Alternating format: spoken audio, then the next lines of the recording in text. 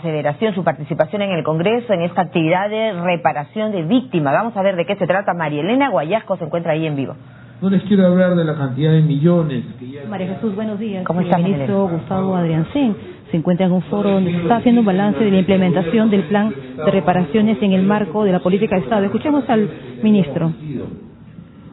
No les quiero decir de eso, no les quiero decir de los programas que se han llevado a cabo en sus comunidades. Mejoras genéticas de ganado, mejora de infraestructura, muros de contención y demás obras que se han venido desarrollando. Ya no hablemos solo de las reparaciones económicas, hablemos de las reparaciones colectivas de las que han sido objeto sus comunidades. Pero todo eso ustedes lo saben, todo eso ustedes lo viven. Quiero hablarle más bien de los temas que en su momento conversamos como preocupaciones comunes con la congresista Marisol Perestello. Recuerdo que ella llegó con una agenda de 5 puntos, y de los 5 coincidimos plenamente en 4. Y dijimos, tratemos de impulsar esos 4, y habremos logrado ambos éxitos.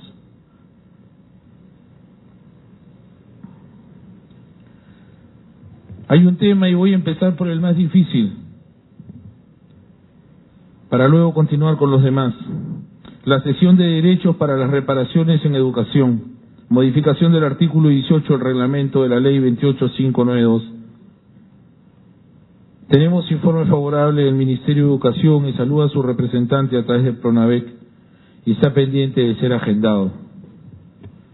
Este es un tema de la cesión de derechos para las reparaciones en educación sumamente complicado. Lo saben ustedes. Cuando las víctimas perecieron, generalmente sus descendientes estaban en edad escolar, ¿no? Algunos probablemente habían terminado la escuela y todavía estaban dentro de la edad marco para hacer estudios. Cuando se hizo esta reparación, cuando se hizo este reconocimiento, ellos ya eran bastante mayores, ya tenían familias, y esas familias tuvieron hijos. ¿Y qué es lo que se les ha dicho? Muy bien, dentro de esta sesión de derechos, solo tú, tenías derecho a una beca. Hoy, sin embargo, ¿qué hacemos con esa beca? ¿La partimos entre 3? ¿O escogemos a nuestro hijo mayor? ¿O qué tal? ¿Lo dejamos para el menor? No, de ninguna manera, ni el mayor ni el menor. Dejémoslos al que tiene mejor récord de estudiante, ¿no? Al que tiene las mejores notas, al tercero o al cuarto. ¿Se dan cuenta que esta es una discriminación odiosa? Tener que escoger es odioso. Para nosotros los padres todos los hijos son iguales y todos deberían tener, como dice la ley, igual derecho. Pero sin embargo no podemos acceder a ello, porque no podemos partir la beca entre 4. He escuchado la nobleza de algunos deudos que dicen, mire, ¿sabe qué? Aunque sea una, porque una ya me ayuda. En la situación en la que yo me encuentro, que tengo 3 hijos, una beca me ayuda. Permítanme, decían, ceder ese derecho, aunque sea uno de mis hijos. Decía que este es un tema complicado, y realmente lo es. Lo que puedo asegurar es que nos vamos a agotar en el esfuerzo de conseguir que sea extensivo para todos. Pero no va a ser ahora. Por favor, la palabra clave de este mensaje es la progresividad. Vamos poco a poco. Vamos tratando de conseguir poco a poco este objetivo. Vamos tratando de hacer que llegue a todos. Pero primero, lo primero. Otro tema sobre el que hay gran preocupación también es el reconocimiento al derecho a recibir una medida de reparación por cada afectación o víctima, reconocida en el Registro Único de Víctimas, implica la modificación del artículo 44 del reglamento de la ley. Existe una propuesta que ya ha sido aprobada por el SEMAN, veo ahí al señor Chávarri, y estamos trabajando para posteriormente llevarla al Consejo de Ministros. Esta situación a mí me ha parecido siempre una perversidad.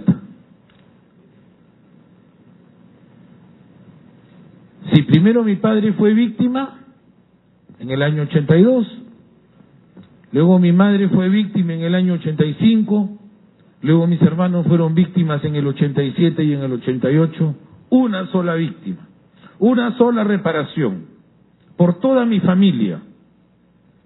Eso es verdaderamente injusto. Eso es verdaderamente injusto. Cada víctima, por cada víctima nos deben reparar. Eso es lo menos a lo que debemos aspirar. Y es la mínima responsabilidad que entiendo yo deberíamos aceptar. Pero hay que ser responsables también. No vamos a pretender que mañana vamos a abrir el registro y vamos a decir muy bien cuántas víctimas tuviste tú. Yo tuve 3, yo tuve 5, yo tuve 8. Y pretender ilusamente creer de que nos van a pagar todo de inmediato. No podemos hacerlo, no podemos ofrecerlo. Estaría mintiendo y no pienso hacerlo. Vamos a desarrollar un programa que tenga plazos, que sea progresivo. Primero, pensemos en las segundas víctimas. Y luego hagamos un cronograma. Y en los próximos 3 o 5 años pensemos que vamos a indemnizar a todos. A las terceras víctimas, a las cuartas víctimas. Hay incluso deudos que tienen hasta 8 víctimas. Pero hagámoslos de manera progresiva, de manera responsable, de manera escalonada. No pretendamos llegar con nuestro paquete de millones y exigir que nos paguen ese dinero. Después de tantos años, escuchar un mensaje como este es lo que ustedes menos esperan. Vamos a hacerlo de manera responsable, de manera progresiva. He solicitado que se haga un estudio técnico, un estudio económico y un estudio jurídico sobre esta propuesta. Y espero tenerlo pronto para poder así presentar las reformas que merezcamos. Otro tema es el relativo a la derogación del artículo 1 del Decreto Supremo 51, que establece el 31 de diciembre del 2011 como fecha de cierre para el reconocimiento de beneficiarios con derecho a reparación económica. Existe ya una propuesta normativa que está pendiente de aprobación. ¿Qué quiere decir? ¿Qué quiere decir esto? Que a partir del 31 de diciembre del año 2011 ya no hemos tenido más víctimas como consecuencia de la violencia y el terrorismo. Me acompaña el representante del Ministerio de Defensa, me acompaña la representante de las víctimas de las Fuerzas Armadas y Policía Nacional, me acompaña el representante de las víctimas como consecuencia de la violencia, me acompañan ustedes lo saben. Lamentablemente hoy en el Frente Brain seguimos teniendo víctimas como consecuencia del actuar de los delincuentes narcoterroristas. ¿Y acaso esas víctimas tienen un marco jurídico que las proteja? ¿Acaso el 31 de diciembre del año 2011 llegamos a registrarnos todos? No, no hemos logrado registrarnos todos. Lo que vamos a proponer desde el Ministerio de Justicia es que el registro se abra.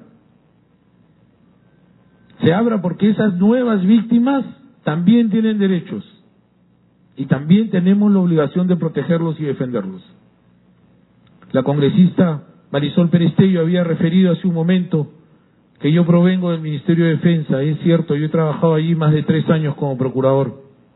Y fue durante la gestión del hoy Premier Pedro Cateriano que por primera vez el Ministerio de Defensa pagaba reparaciones como consecuencia de daños producidos a población civil en el actuar de nuestras Fuerzas Armadas en la lucha contra los delincuentes narcoterroristas. Se han llegado a pagar reparaciones que han superado los 200.000 soles. Por primera vez en la historia del Ministerio de Defensa se hace esto. Las víctimas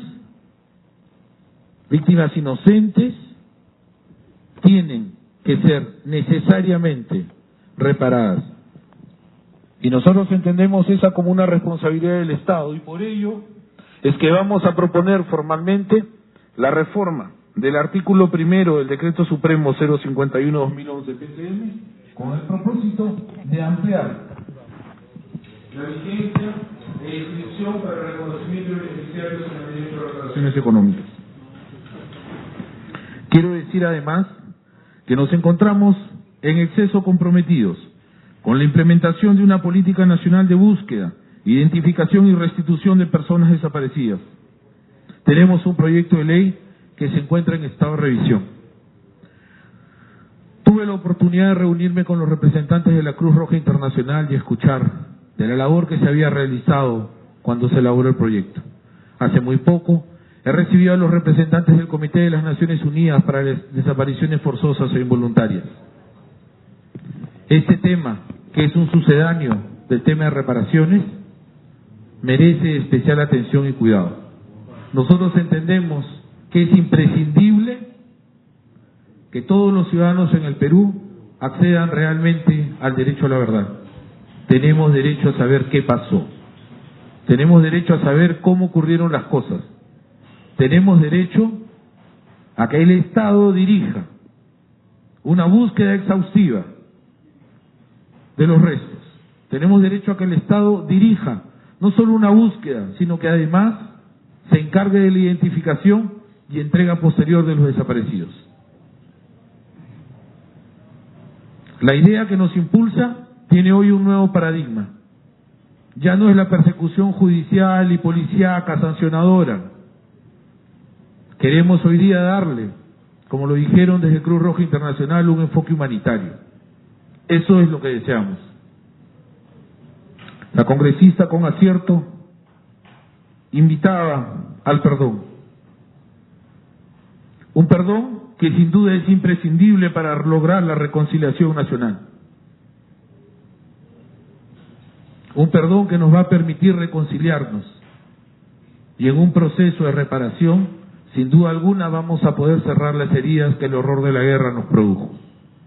Esta es una labor conjunta. Este es un trabajo de todos. Mi presencia aquí refleja la voluntad política que existe para trabajar en ese sentido. Reitero las palabras con las que empecé. Ayúdenme a ayudarlos. Comprendan la dificultad del trabajo. Comprendan la dificultad del momento. Sean tolerantes. Mi agradecimiento y mi reiterado compromiso, congresista Pérez Tello, para trabajar en la causa al lado vuestro. Mi agradecimiento a quienes desde el Ministerio de Justicia están trabajando también en este esfuerzo. Quiero decir finalmente, y esto como una medida de organización, que a poco tiempo de haber asumido el cargo de ministro, me di con la sorpresa que hasta 6 entidades públicas trabajan en este tema. En el Ministerio de Justicia solamente hay 3, pero también lo hacen desde el Comando Conjunto, también lo hacen desde el Ministerio de la Mujer y Poblaciones Vulnerables, también lo hacen desde la Defensoría del Pueblo. Muchas manos en un mismo plato, ¿no? Ustedes van haciendo la peregrinación, primero educación, después a vivienda, después a salud, después al Comando Conjunto, después al registro, después a SEMAN, después a la Defensoría. ¿Y cuándo acaban? ¿Cuándo acaban su calvario? Un poquito de cada uno, ¿verdad? Tenemos que tratar de centralizar en un solo órgano esta actividad. Tenemos que tratar de hacer que una sola entidad de gobierno se encargue de esto y dirija una política seria, razonable, con presupuesto. Esa es, dentro de casa, una de las acciones que pensamos promover también. Pero bueno, yo debo terminar agradeciendo la gentileza de la invitación, congresista, agradeciéndoles a ustedes por su tolerancia y paciencia.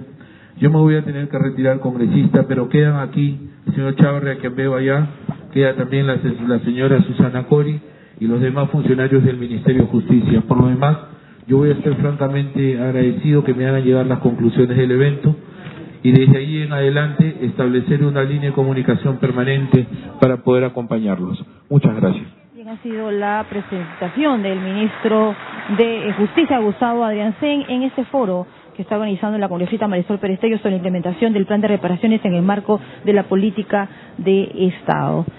El ministro pues ha señalado que hay un respaldo para las víctimas de la violencia terrorista. Nosotros vamos a retornar, María Jesús, con más información.